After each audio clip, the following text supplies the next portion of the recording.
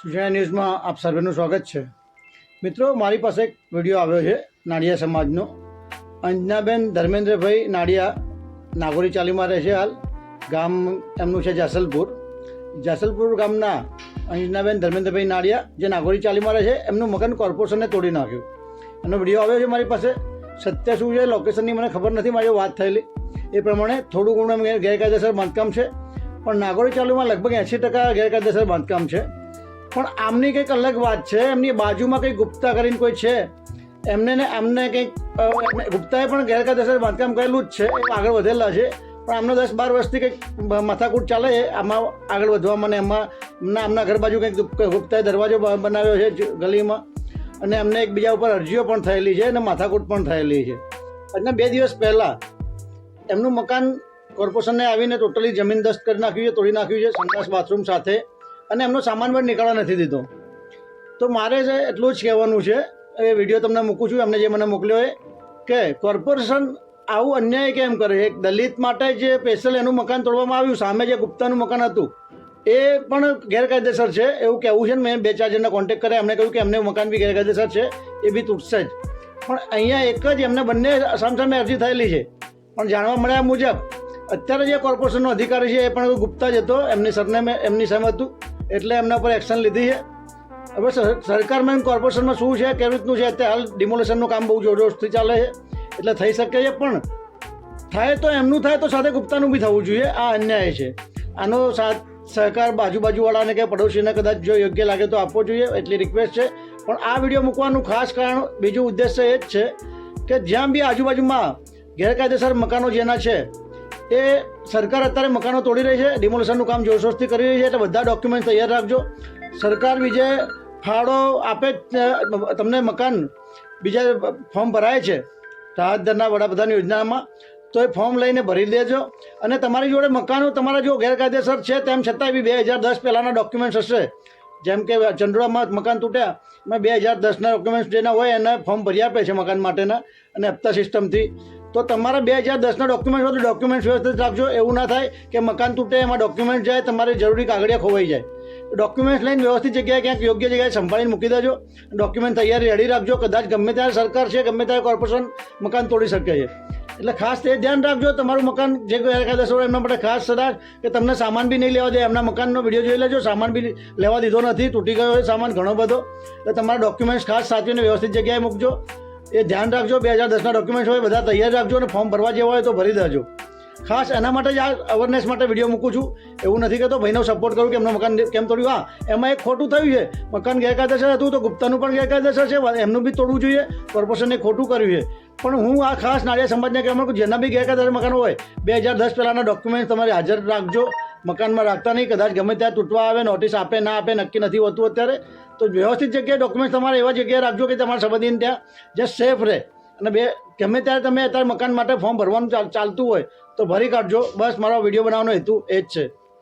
એ video જે મને મોકલ્યો છે એ ડિમોલિશન એમનું મકાન તોડી કાઢ્યું, ટોટલ તોડી નાખ્યું, એમાં મકાનનો સામાન બી પથ્થરો તમને દેખાશે જ, લેવા દીધો નથી, એટલે જોઈ લેજો। સંડાસ બાથરૂમ બધું જ તોડેલું જ છે। એ બેનનું અવાજ એમના જ વિડીયોમાં જોઈ લો તમે।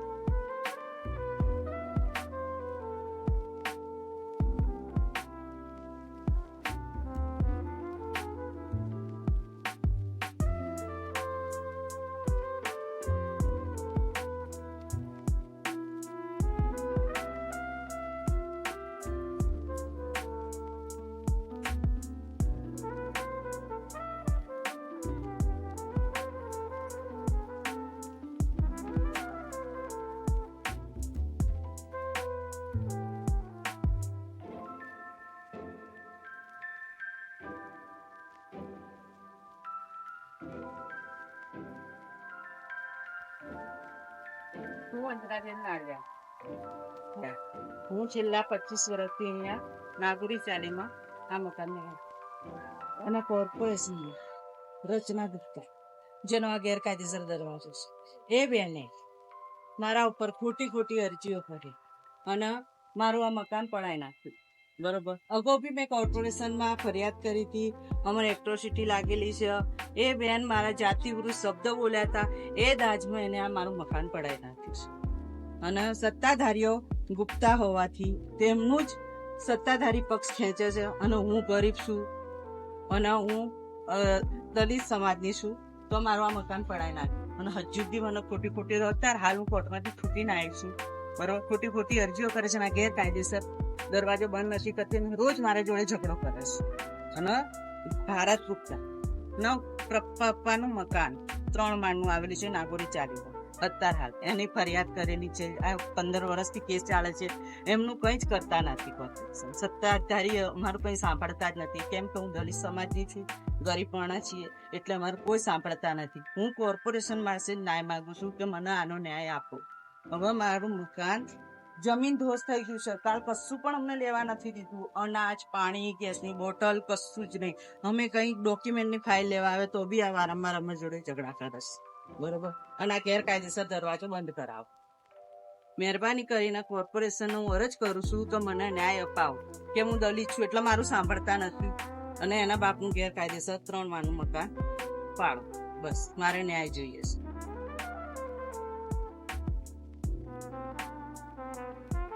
અહીં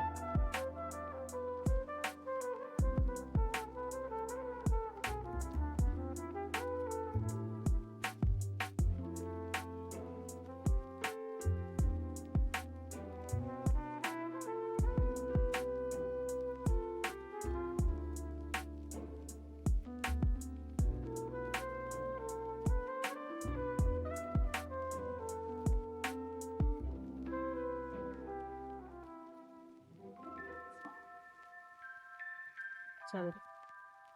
કોર્પોરેશને મારું 3 વખત મકાન પાડી નાખ્યું. એની સાથે આ સંડાસ 5-6 ની સ્કીમમાં બન્યું હતું.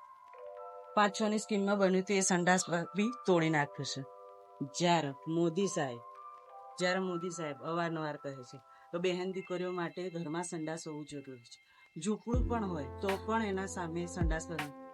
જ્યારે રચના ગુપ્તા આગળની સાઈડ ગેરકાયદેસર ઓટલો, સંડાસ, દુકાન એ કોર્પોરેશનની જગ્યામાં બનાવે છે તોય તોડી પડાતું નથી. અને એના બાપ 3 માળનું ગેરકાયદેસર મકાન એ પણ તોડતા નથી. હવે અમારી સુરક્ષાનું શું? અમારે બહાર જવું હોય તો અમારું સુરક્ષાનો જવાબદાર કોણ?